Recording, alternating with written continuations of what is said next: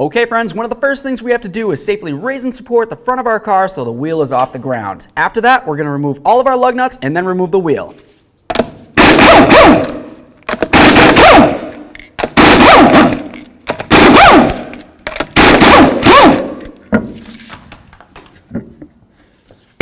Now with the wheel off of here, we have a nice clear view of our upper control arm. To start removing that, we're going to come right over here to our ABS wire mounting nut.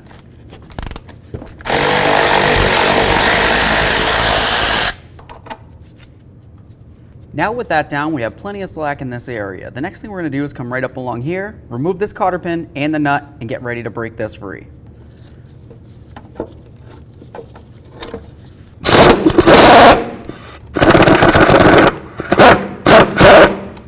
Take that nut, start it on there a couple threads. Now we're going to use our hammer and bonk right along this area here.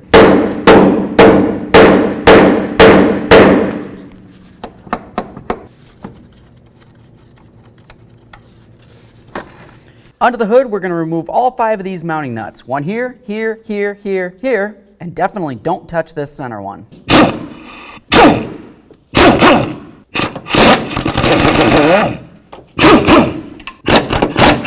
Removing the last nut, we're just going to carefully let it lower down.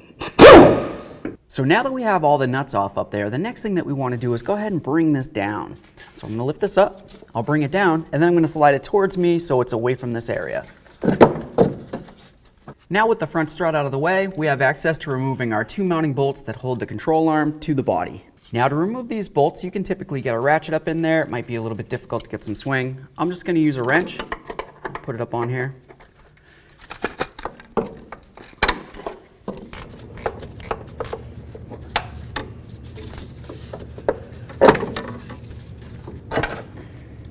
There it is, friends. Okay, friends, now it's time to install our brand new upper control arm. You want to make sure that you have the right side because you're going to notice that it has an awkward bend to it. If you have the wrong side, well, you're going to have an alignment issue. Go ahead and slide it right in here. Once we have it in, we'll line up our bolts, start them in, and then we'll tighten them to manufacturer's specifications.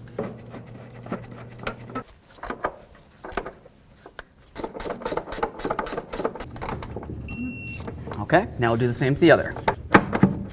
Now let's slide this on here, start our nut on. Now let's torque this to 35 foot-pounds. Now the next thing you want to pay attention to is the hole on the stud of the ball joint and the slot of the nut. You want to make sure that they line up so we can put in our cotter pin. If it isn't lined up, you need to continue tightening until the very next one does. Make sure you peen over that cotter pin so there's no way the nut can come free. Let's re-secure the ABS wire.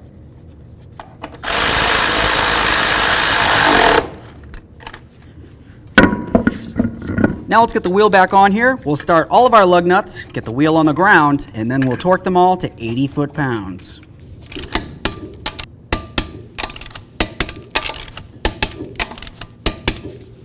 Torqued. Now let's get under the hood. Now let's get the full weight of the vehicle on the ground. Now let's snug all these up, and then we'll torque them to 37 foot-pounds.